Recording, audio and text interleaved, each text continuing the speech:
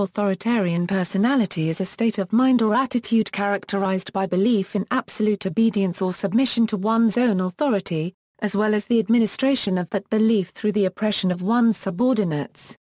It usually applies to individuals who are known or viewed as having an authoritative, strict, or oppressive personality towards subordinates. Historical origins: Theodore W. Adorno, Els Frankel Brunswick, Daniel Levinson, and Nevitt Sanford theorized about a personality type that involved the potentially fascistic individual. They labeled it the authoritarian personality based on earlier writings by Erich Fromm that used this term. Because the historical influences for their theory included the rise of fascism in the 1930s, World War II, and the Holocaust, a main component of the authoritarian personality is being susceptible to anti-Semitic ideology and anti-democratic political beliefs. Their large body of research focused mainly on prejudice within a psychoanalytic psychosocial theoretical framework. Original theory: Adorno, A.L. viewed the authoritarian personality as having a strict superego that controls a weak ego unable to cope with strong id impulses. The resulting intrapsychic conflicts cause personal insecurities, resulting in that person's superego to adhere to externally imposed conventional norms, and to the authorities who impose these norms. The ego defense mechanism of projection occurs as indicated when that person avoids self-reference of the anxiety-producing id impulse, by displaying them onto inferior minority groups in the given culture, with associated beliefs that are highly evaluative, and rigid. Additionally, there is a cynical view of humanity and a need for power and toughness resulting from the anxieties produced by perceived lapses in society's conventional norms. Other characteristics of this personality type are a general tendency to focus upon those who violate conventional values and act harshly towards them, a general opposition to subjective or imaginative tendencies, a tendency to believe in mystic determination, and finally, an exaggerated concern with promiscuity. In regards to child development, the formation of the authoritarian type occurs within the first few years of the person's life, strongly shaped by the parents and family structure.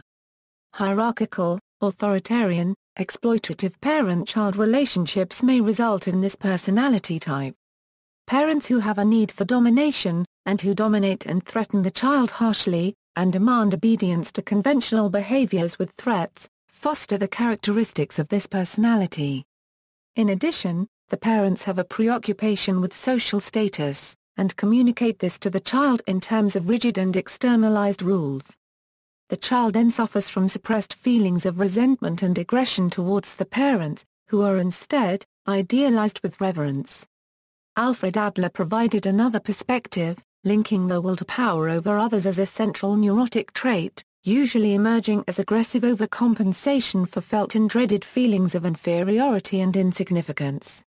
According to this view, the authoritarian's need to maintain control and prove superiority over others is rooted in a worldview populated by enemies and empty of equality, empathy, and mutual benefit. Early research: these researchers' most noteworthy measurement for authoritarianism is the F scale, designed to tap a set of beliefs thought to be associated with authoritarianism without the need for specific outgroups indicated. Kirst and Dilhau outline several problems with the Berkeley studies, including response bias. Response bias results from the F scale being uniformly worded in a confirming direction. Hence, if one tends to respond in agreement with items, regardless of their content, one is rated as an authoritarian by such a test. Several studies have shown that more variants of the F scale can be explained by response bias than the content of the items. Actual assessment of 16 Nazi criminals at Nuremberg trials conducted by clinicians using the Rorschach ink blots, and in one study, the F scale for authoritarianism, found that these ex-Nazis score high on 3 dimensions, but not all 9 dimensions as the theory predicted.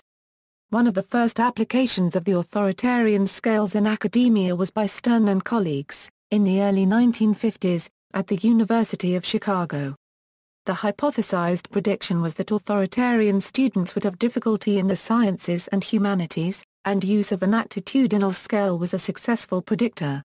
Validity: soon after the publication of the authoritarian personality, the theory became the subject of many criticisms. Theoretical problems involved the psychoanalytic interpretation of personality, and methodological problems focused on the inadequacies of the F-scale. Another criticism is that the theory of the Berkeley Group insinuates that authoritarianism exists only on the right of the political spectrum. As a result, some have claimed that the theory is corrupted by political bias. KREML found that although there were stylistic similarities between authoritarians and anti-authoritarians, construct variables like A, the relative need for order, B, the relative need for power, C, rejection or acceptance of impulse, and D, extroversion versus introversion, differentiated the two types and could underpin a full-spectrum psychopolitical theory. Wiggins provided an insightful explanation of how the authoritarian construct is an example of the synthetic approach to personality assessment.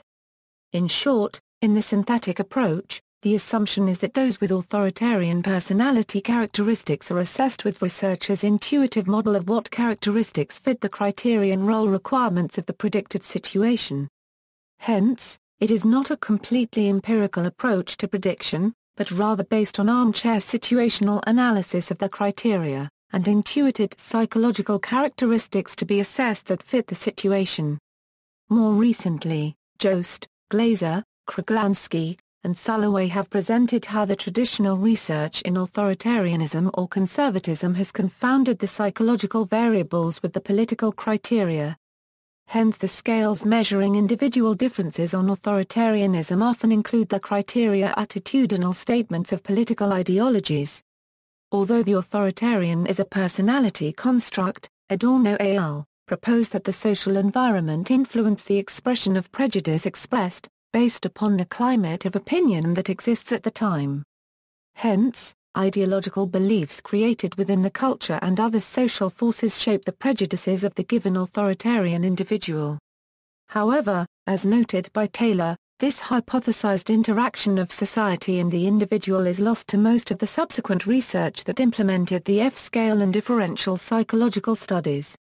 Given the science of personality assessment, the variety of methods Adorno al. used are now unsupported, and might explain that lack of empirical studies using the F-scale or the other scales developed by Adorno al. and subsequent research. An example of the social environment impact is presented by Gibb in his Critique of Personality Traits and Leadership, where a study by Katz suggested that the social situation can override personality differences. In the study, groups of black and white students were formed. Some mixed-racial groups had students scoring high authoritarian F-scores, and in other mixed groups, low F-score students. Comparisons of high authoritarian white students to those not scoring authoritarian indicated that the former student type were more cooperative and less willing to endorse stereotypes towards blacks. Situational norms against prejudicial perceptions might have influenced authoritarian students to act less prejudicial in order to conform to the prescribed norm. After extensive questionnaire research and statistical analysis, Canadian psychologist Bob Altemia found in 1981 that only 3 of the original 9 hypothesized components of the model correlated together: authoritarian submission, authoritarian aggression, and conventionalism.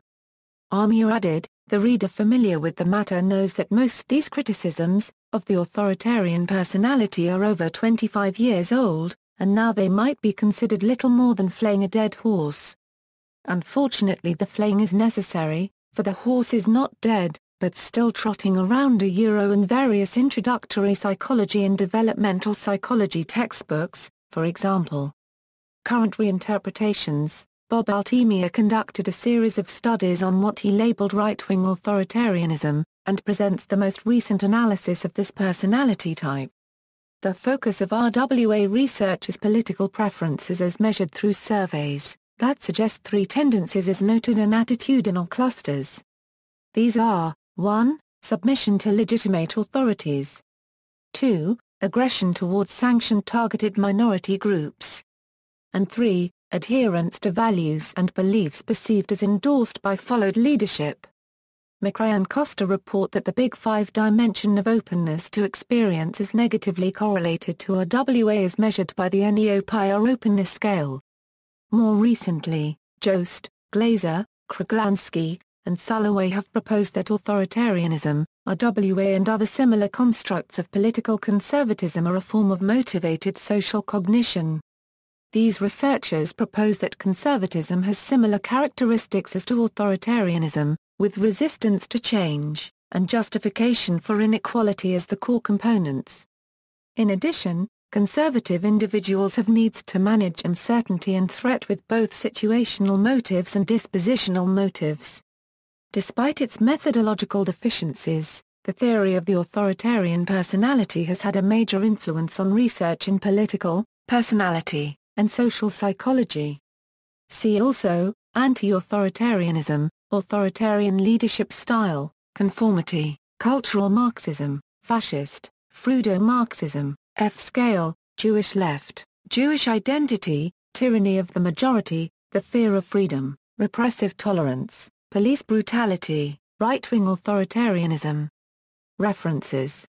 External links, Professor Bob Altemia's The Authoritarians, an American online book about the corruption of Congress of the United States, the destruction of traditional conservatism by authoritarianism, the undemocratic push of the agenda of the religious right, and their amoral authoritarian leaders, and the United States standing at a crossroads as the 2008 federal election approaches.